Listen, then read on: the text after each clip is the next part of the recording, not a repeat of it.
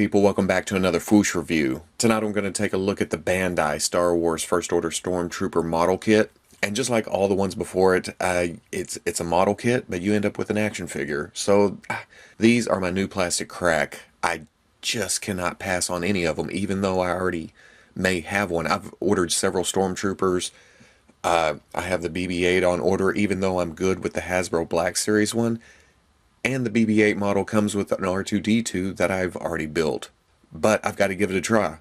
I just can't pass it up. I cannot get away from these things. They're fun to build. They look great when they're finished. The articulation's great. Yes, they're a little bit light, but they're just fantastic action figures. Now, I have to admit, when the First Order Stormtrooper was announced, I was a little bit bummed. I hadn't been caught up in the new movie Tornado yet, so I was kind of hoping for an original character. A character we don't have in 6-inch scale. I want new characters. Now the box, it's your standard Bandai model kit box. It's black.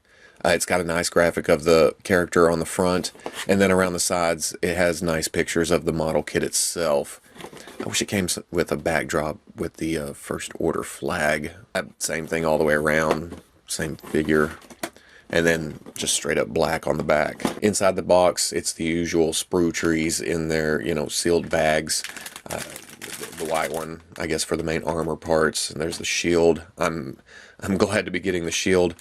And the baton, I see that this either rotates out or it slides out, so it does extend, unlike the Hasbro one.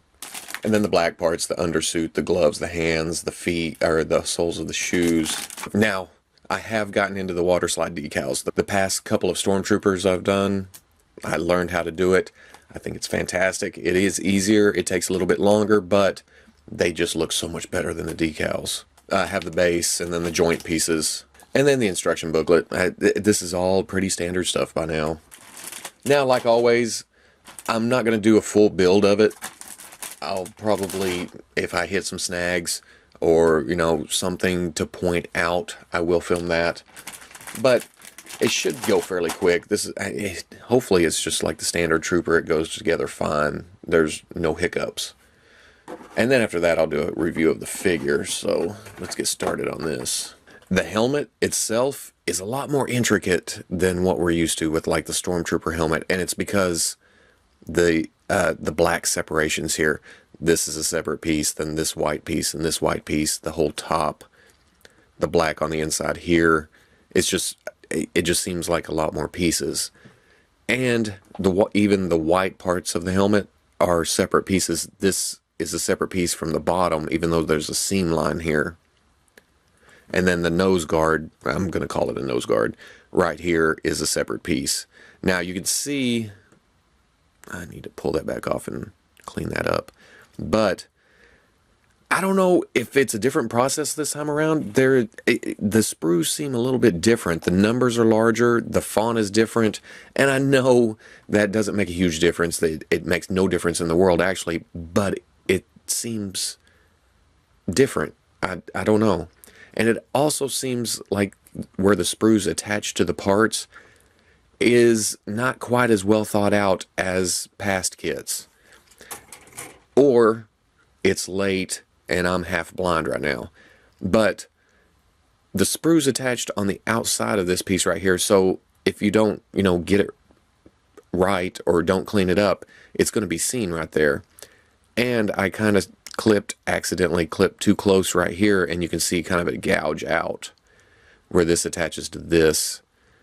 So it's a little hidden now that I have it all together, but it's sticking out to me, and I'll have to do something about that probably. But the top piece is one full like hat helmet, the top of the helmet, so there's no seam line going across the top of the head or anywhere. I do like that. It just makes it seem more solid, more realistic. I also like that the black lenses here are actually like a smoky translucent. They look like lenses. They have a different sheen than the black parts of the helmet. So you can actually tell that they're lenses. So that's nifty. Everything's been pretty straightforward so far. I do like the upper torso. in the white armor, these are cutouts here and here. These, I don't know what this is, but the black is just showing from the underpiece here. So I like that. The detail comes out nice and crisp. It's not a decal. It's not just a paint job. It's actual holes in the armor. I get down to the lower torso, got it together, and there's like side belt pieces. The picture is kind of confusing because it does that double arrow thing pointing to just one corner, but then it just goes down to the part. The side belt, it's got a closed end and an open end. Just take the open end and it goes to the front, and then it just slides on the peg hole there. Pops in. It does leave a little gap. It's not a gap here. It's not a gap that it will show once the front belt piece is on. It'll hide it. It's just, it's weird that it's angled out. You would think that they would have molded it to be flush to the actual body. Yeah, see, the front belt piece just hid any gap you saw. I've also noticed on a couple of these, when I push it together, it snaps. I don't notice on the pegs that go into the peg holes any kind of, you know, detent or groove or anything, but yeah, it's solid. It goes on there. That's not coming back off. First leg together, it's got the holster right here. It's got a bottom piece down here that goes up onto the lower leg, and it kind of covers the foot. I kind of like that. I hadn't seen that before on the model kits. I don't know if it's the stark white and the just straight black, but man, I love some troopers. The sole on the bottom of the shoe, it kind of reminds me of, you know, those Walmart house shoes, slippers. I don't know if that throws me off, but the tread is on there, and I like it. But at the same time, I think I have a pair of shoes with that tread on it. Okay, this is kind of weird. The bicep, it feels like, well, I don't know, it's weird. The armor comes down on the inside, which in the pictures, it shows it like this, but that puts the elbow bending inward, which I guess you can just turn it and do it like this, but it just feels like this armor piece is turned sideways. But it's not, because this, I don't know what this is, this little detail on the inside of the forearm is supposed to point in. So, yeah, I don't know, the elbow's turned sideways? It's easy enough to rotate. It threw me off whenever I first messed with it. Getting the blaster together, I like it. It's more detailed than, you know, what we've seen. Mostly because all the parts are, you know, molded separately. What I don't like is parts of this is supposed to be white. And before actually looking at the sprues, I thought maybe it'd come in that many different pieces, but it doesn't. It comes in all black. It comes with silver water slides to go around the baton, and they kind of wrap here and then wrap around here. But since they're silver, I have this Gundam marker, so I'm just going to paint it on. It just follows the, you know, detail of the lines.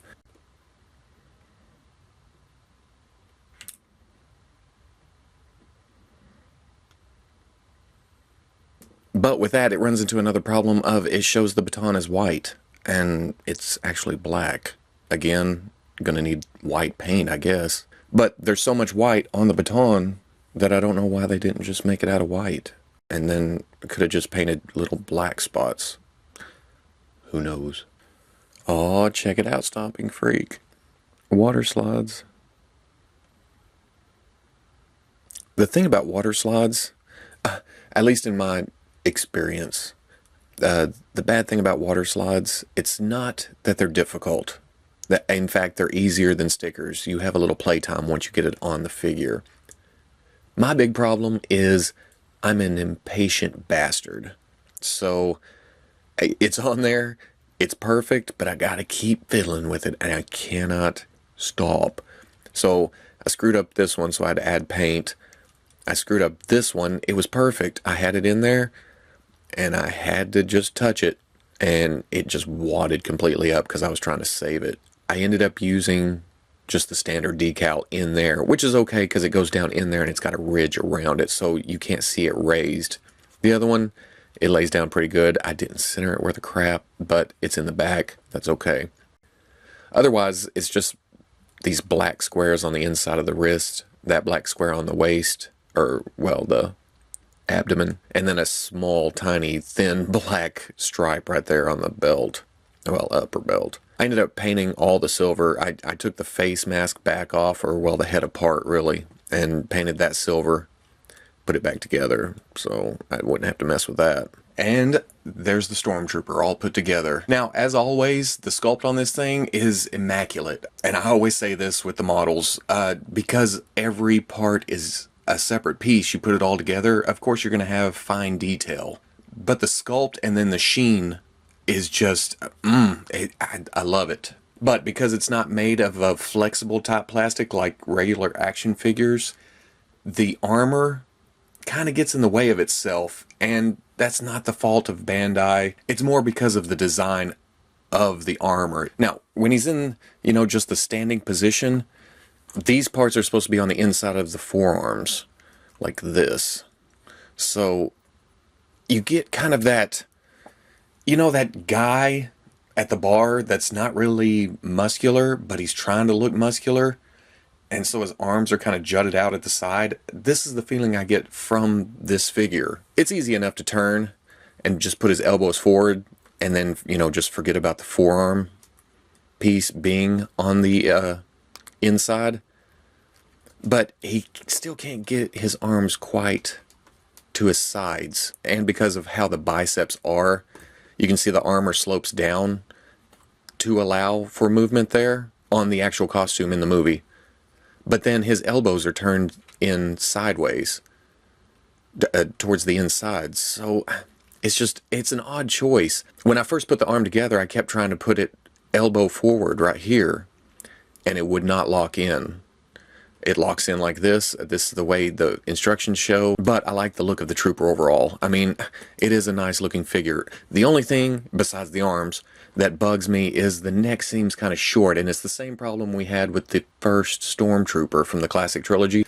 Just a no-neck look. It was fixed later with the Sand Trooper, and I've actually built a Stormtrooper and then put the Sand Trooper neck in so the Stormtrooper helmet would sit higher. Here, he gets kind of a, you know, shrugging look, which is a problem that a lot of people had with the original Stormtrooper. The shoulder pads sit a little bit high to add to that look. It just, while it looks good, just that little thing kind of sticks out at you. It's kind of a sore thumb. Now, articulation-wise, you've got a ball, well, it's kind of a ball at the bottom of the neck and then a ball at the top of the neck. But because of how low the helmet sits, you can't get a lot of movement out of it.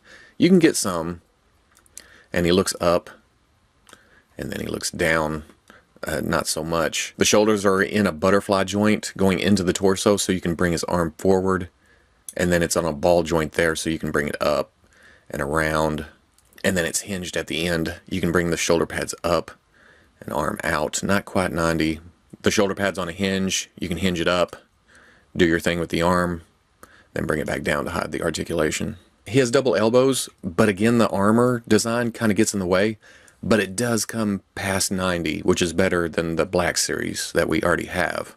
There is a slide in the forearm to kind of get some extra articulation. If you bring this down a little bit, you can bend it further, but it's not as nice and smooth as the original Stormtrooper, so it doesn't just slide up and down. You can see you have to pop it back together. He has a ball at the wrist. You can get swivel, and you can get some movement in and out. Not a lot. The upper torso is a ball joint. It's got some nice range. It goes forward, it goes back, and then you go side to side. Then you can twist. At the bottom, it's pretty much a swivel. It is kind of a ball. You can get a little bit of movement, but not a lot. It's more of a swivel. The hips are a hinge and swivel. You can hinge out that far, but you can also shift down the leg so you can get out even further. Same, get it forward, because these things on the belt right here, they do get in the way. It's a stiff plastic. They're not going to move. You can get forward about right there, but then you shift down. You can get forward even further. There's a swivel at the thigh. You have a double knee. Again, armor gets in the way. He can only get back a little past 90. There's a swivel at the ankle, and there's a hinge. Now, if you hinge back too far, you're going to pop this piece off, this foot cover coming off the armor right here. because it's just in the way back here. But you can hinge forward, and then it has forward-facing pin for rocker. Oddly enough, my favorite part of the figure, besides it being a First Order Stormtrooper, are the sculpted details right here on the, I guess the undersuit, the black suit. It's sculpted ridges. I like that. And I like that the goggles are translucent material. There's nothing behind it. You can't see through it, but it has a different look than just being black like the rest of the helmet. I don't know why I like that so much. It's just, I do like it. For accessories, he comes with his blaster, and it's a nice sculpt. It's got several separate pieces, but this clip on the side, there's already a peg sticking off of it that's pretty much as big as the clip. So I don't know why it had to be a separate piece. It could have just been molded on there, and it wouldn't keep falling off every time I mess with the gun. So that's probably going to be glued on. And with guns, I usually keep the hand on. I don't like splitting the hand up every time I want to put the gun in his hand. So I know it looks odd, but it won't be on him unless he's holding it. But you do have the option of putting it on his hip. I don't know if in the new movie these are magnetic or what's going on here, but there is 2 pegs here that do go on the leg, and you can plug that in and it looks holstered. The butt of the gun does come off, and you can add the stock, giving it more of a rifle kind of look. He comes with a shield, and I do like this shield because, again, this is a translucent piece. You can see through. On the back of the shield, he just has these 2 straps. These tend to pop off when you get too tight on the arm, but the straps are kind of rubbery, so they're not going to break or anything. They just come out of the slots, which I guess those could be glued in too to keep from popping off. It does look kind of odd because it goes on his forearm, and you got to kind of press it up to the large part of the forearm. It stays on, but you can see this one's hanging loose. It's larger, and the wrist is a smaller circumference. You're not going to see behind it. He holds it. That's okay. And then he comes with his nightstick type weapon type thing that I don't know what it's called, but excuse the poor paint job. I still need to go in and clean all this up. And instead of sliding straight out, they swivel out, which is okay. I mean, don't need the action of it actually coming out. To hold the club or nightstick or whatever it is, you've got to use his other trigger finger hand, and that's why I put his left hand on the gun, so it would be easy to swap this in. The problem here, and it's not a huge problem, it just looks weird. He's got the trigger finger, and it's built for the gun, so it kind of angles back. The handle on this is straight up and down, so it kind of gets... It's more tension. It's tension between this pressing against his forearm and this being kind of pulled forward. He holds it. It works fine, but he's kind of pointing at the same time. Again, it's not a huge deal. It just looks funky. Now for hands, he has 2 fists. I have the left one behind the shield. He comes with trigger fingers for both the left and right. And then he has open hands for both left and right. It's just a straight peg. It doesn't have anything, but the socket here is kind of rubbery. So it's held in there just by tension. And then of course he comes with his base. It's got a foot kind of socket molded into it. You can pop that off if you want just straight floor. Turn it around. Here he is with the Black Series Riot Control Stormtrooper. It came in a 2-pack with Poe. It was, I believe, a Target exclusive. But you can see the differences. And what it comes down to is, yes, I like the model kit. It has its shortcomings, but the Black Series figure is also good, especially for, troop building. Yes, the details are a little softer on the Black Series, but they look okay together. It's like 2 different size dudes in suits. You can see that the model kit is broader, wider, almost like it's a more muscular person underneath, which, may explain the arms arcing out like they do. And there's a comparison of the range of movement in the elbows between the 2. The model kit just gets superior range. But at the same time, the Black Series, the knee joint comes all the way up. So it's a back and forth. They're both perfectly fine. And the Black Series gets a lot more torso.